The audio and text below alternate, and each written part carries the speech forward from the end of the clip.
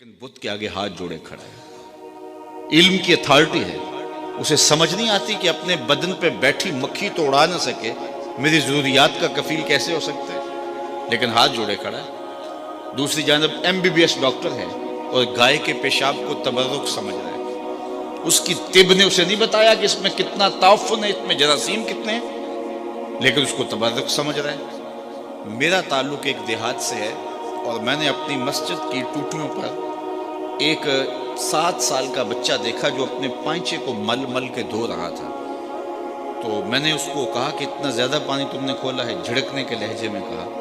تو اس نے کہا حضرت میں گلی سے گزر رہا تھا, کسی جانور کے پیشاب کا چھینٹا میرے پائنچے پہ گر گیا اور میں سکول جا رہا ہوں. وہ کسی دارالعلوم کا فاضل نہیں تھا کہ جس نے نجاست خفیفہ و غلیظہ کے حکام پڑھے ہوں. سکول کا بچہ تھا اور پائنچے پہ پڑے ہوئے پیشاب کے چھینٹوں سے اپنے لباس کو مل مل کے دھو رہا ہے.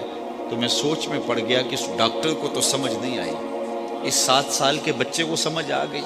تو میرے اندر سے آواز آئی, ہے وہ ڈاکٹر لیکن اس کے ہاتھ میں دامن میرے حضور کا نہیں ہے, اور یہ ہے بچہ ماں نے گڑتی میں حضور کا پیار دیا ہے, تقدس روح تک اتر گیا ہے.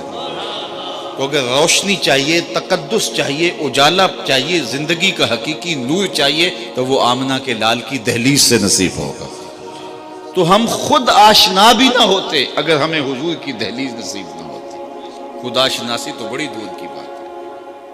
آج انسانی اقدار کی بات کی جا رہی ہے.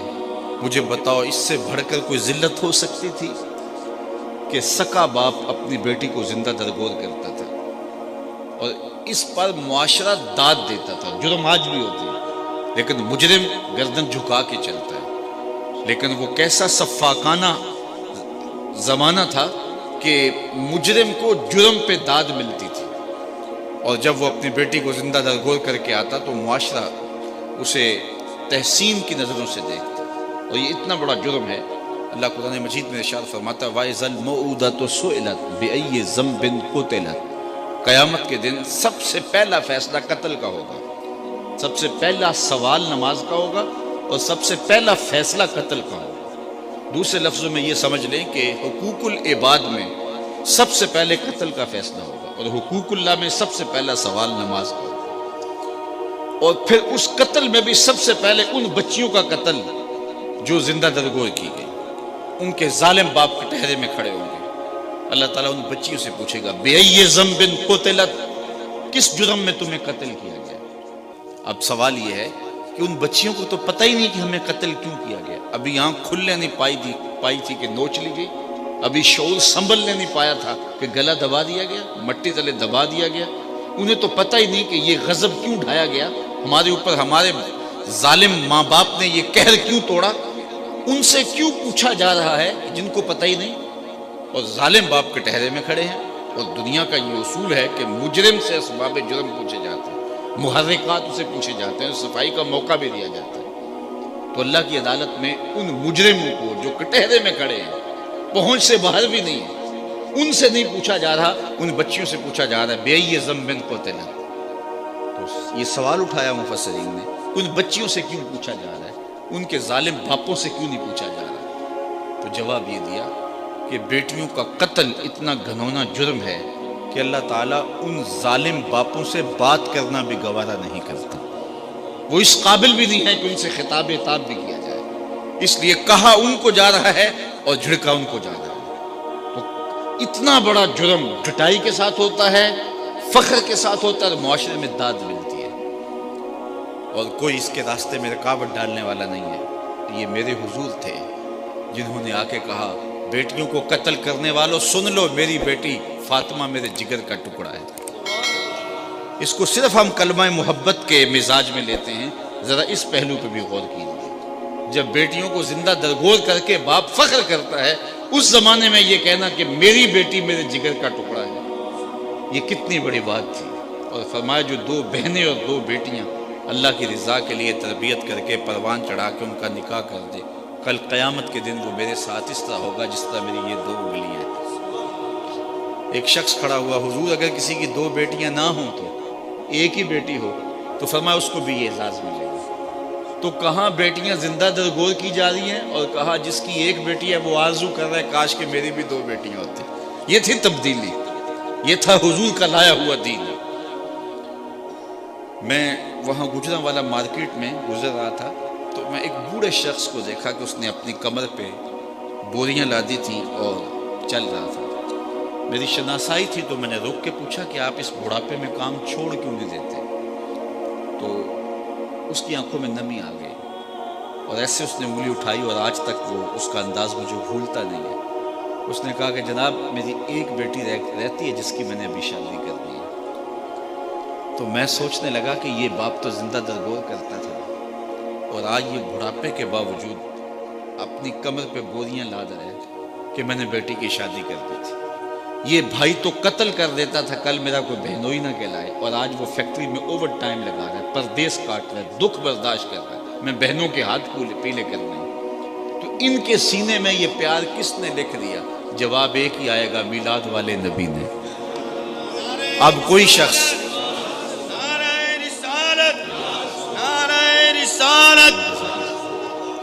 اب وہ بیٹی جس کو زندہ درگور کر کے باپ فخر کرتا تھا، اسی بیٹی کے لیے آج باپ اپنی جھکی ہوئی کمر پہ بوریاں لاد کے مزدوری کر رہا ہے۔ اس بیٹی کو عزت دی، اور جب بیٹی کو رخصت کرتا ہے تو باپ کی آنکھیں نمناک ہوتی ہیں۔ کوئی بندہ کہے اس بیٹی کو کہ تو حضور کا میلاد نہ منایا کر، میرے پاس یہ اتنے دلائل موجود ہیں، تو وہ کہے گی منہ ادھر کر، مجھے تو عزت ہی حضور نے دی ہے، مجھے تو وقار ہی حضور نے دیا ہے۔ مولانا ظفر علی خان بولے ہم جس میں بس رہے ہیں وہ دنیا تم ہی تو ہو، ہمارا تو سب کچھ ہے ہی حضور ہے، ایک تو ہی ہوتے ہیں میریاں آساں دا سہارا، دس کنوں کراں جے تینوں نہ کراں یاد۔ بہن کی آبرو نہیں تھی، حضور علیہ السلام حضرت شیمہ کے ساتھ جو پیار کی انوکھی داستان رقم کی، جب ان کے قبیلے کے لوگ پکڑے گئے اور وہ حاضر خدمت ہوئی اپنے لوگوں کو چھڑانے کے لیے، تو حضور استقبال کے لیے کھڑے ہو گئے، اور پھر حضور نے چند گھوڑے اور چند جوڑے دیے اور پوچھا کہ کدھر آئی ہو؟ تو انہوں نے کہا کہ اس مقصد کے لیے آئی ہوں۔ تو فرمایا تم نے ویسے پیغام بھیج دیا ہوتا۔ اللہ اکبر! تو یہ تھا حضور کا دیا ہوا دین۔ ستیلی ماں تو ترکے میں بٹتی تھی، یہ تو سارے جانتے ہیں، لیکن تاریخ عرب ہے کہ سکے 3 بھائیوں نے اپنی سکی ماں کو 900 دراہم میں فروخت کر کے 300 درہم بانٹے تھے۔ یہ تاریخ ہے، لیکن میرے حضور نے جنت کھینچ کے ماں کے قدموں تلے رکھ دی۔ سارا وقار یہاں ہے، ساری عزتیں یہی ہیں۔ ماں باپ کی رضا میں اللہ کی رضا چھپا دی، ماں کی ناراضگی میں اللہ کی ناراضگی رکھ دی۔ پھر خود عملاً حضور نے اپنی ماں کا ذکر کیا۔ ایک دن حضور مسجد نبوی میں تشریف لائے، تا حد نظر صحابہ تھے، تو جو ہی حضور مصلی پہ آئے، عشاء کا وقت تھا، تو ادب سے کھڑے ہو گئے، بس آنکھیں نمناک ہو گئی، اور حضور علیہ السلام نے ایک ٹھنڈی آہ بھری اور روتے ہوئے کہا کاش آج میری ماں زندہ ہوتی۔ انسان نے دکھوں کا دور دیکھا ہو، بعد میں خوشحالیاں مل جائیں تو انسان آرزو کرتا ہے کہ میں نے دکھوں کا دور دیکھا اور میرے ماں باپ نے وہ زمانہ دیکھا، آج اگر میرے ماں باپ زندہ ہوتے تو میرے آنگن میں بہاریں بھی دیکھتے۔ تو وہ آرزو کرتا ہے، وہ تمنا کرتا ہے۔ تو حضور جب پیدا ہوئے تھے تو باپ کا سایہ سر پہ نہیں تھا، 6 سال کی عمر تھی، ابوا کی ریت کے ٹیلے تھے۔ سید آمنہ کو سخت بخار ہو گیا، ام ایمن کو بلا کے کہا میرے اس بیٹے کو بحفاظت امیر قریش عبد المطلب تک پہنچا دینا، مجھے لگتا ہے میرا بخار جان لیوا ثابت ہوگا۔ پھر حضور سے کچھ باتیں کرنا چاہی، لیکن ضبط کے بندھن ٹوٹ گئے، حضرت آمنہ کوئی باتیں نہ کر سکیں۔ جو چند باتیں کی ابن حشام نے سیرت النبویہ کے اندر لکھی ہے، کہا بیٹا ہر نئی چیز نے پرانا ہو جانا ہے، ہر باقی نے فنا ہو جانا ہے، میں بھی جا رہی ہوں، وہ ذکرہ باق و بلد تو توہرا، لیکن میرا ذکر نہیں مٹے گا، اس لیے کہ تیرے جیسا ستھرا بیٹا چھوڑ کے جا رہی ہوں۔ جن ماؤں کے بیٹے اتنے اچھے ہوں، ان ماؤں کا ذکر نہیں مٹا کرتے۔ یہ آخری لفظ تھے سید آمنہ کے کہ وصال ہو گیا۔ حضور ماں سے لپٹ گئے، امی آپ آگے بولتی نہیں، لیکن خاموش ہو گیا تھا چمن بولتا۔ پھر ماں کی وہیں تدفین کی اور پتھر کے چھوٹے چھوٹے ٹکڑے قبر پہ رکھے۔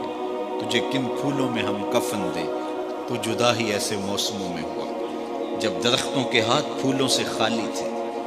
آج مدینے میں حضور کی ماں کا انتقال ہوتا، فرشتے جنت سے پھول لے کے آتے، کتنے صحابہ جنازے میں ہوتے، لیکن 6 سال کی عمر، خیر حضور مکے چلے گئے، پھر وقت گزرے، لیل و نہار کروٹیں بدلتے رہے، پھر طائف کے بازار بھی آئے، مکی کی گلیاں بھی آئیں، پھر آج حضور مدینے ہجرت کر کے آئے ہیں تو ادب کی آیتیں اتر گئی ہیں۔ خبردار میرے نبی کی آواز سے آواز بھی اونچی نہ ہو پائے۔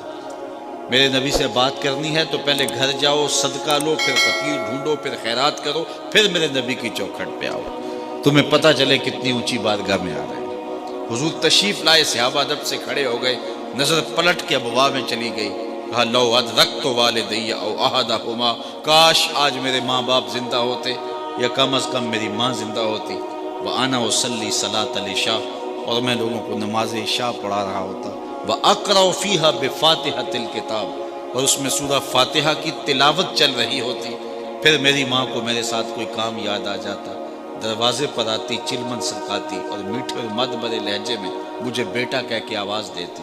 فرمائے لوگوں میں نماز چھوڑ کے پہلے ماں کی بات سن لیتا۔ کہاں ماں بکتی ہے، کہاں ماں کے قدموں تلے جنت بچھاتی۔ آج بیوی کے حقوق کی بات ہوتی ہے اور دنیا کہتی ہے کہ ہم نے خواتین کو حقوق دیے، میں کہتا ہوں کائنات میں اس کی کوئی دوسری مثال لا کے دکھاؤ۔ جب حضرت خدیجۃ الکبریٰ کا آخری وقت آیا، انہوں نے حضرت سیدہ فاطمہ سے کہا جاؤ اپنے باپ سے چادر رحمت مانگ کے لاؤ۔ وہ حاضر خدمت ہوئی تو حضور نے فرمایا کہ فاطمہ اپنی ماں سے پوچھو چادر کیا کرنی ہے، تو وہ پوچھنے آئی تو حضور بھی پیچھے آ گئے۔ تو سیدہ خدیجہ رضی اللہ تعالیٰ عنہ نے کہا حضور میرے بدن پر بخار کی جو حالت ہے مجھے لگتا ہے یہ بخار جان لیوا ثابت ہوگا، میں نے چادر اس لیے منگوائی ہے کہ اس چادر سے مجھے کفن دیا جائے۔ اندھیروں میں بیٹھ کے عقیدے نہ بنایا کرو، عقیدے وہی رکھا کرو جو نبی کے گھر والوں کے۔ سیدہ آمنہ کا عقیدہ یہ ہے کہ حضور کے بدن سے چھوئی ہوئی چادر کفن کے لیے مل جائے تو بخشش کی ضمانت ہے۔ تو کہا حضور میں چادر اس لیے مانگی، حضرت خدیجہ نے کہا اس لیے کہ اس چادر سے مجھے کفن دیا جائے۔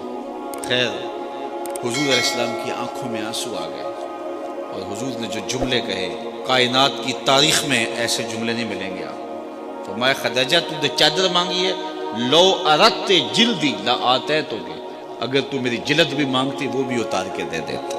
کوئی لاؤ تو صحیح ایسی مثال۔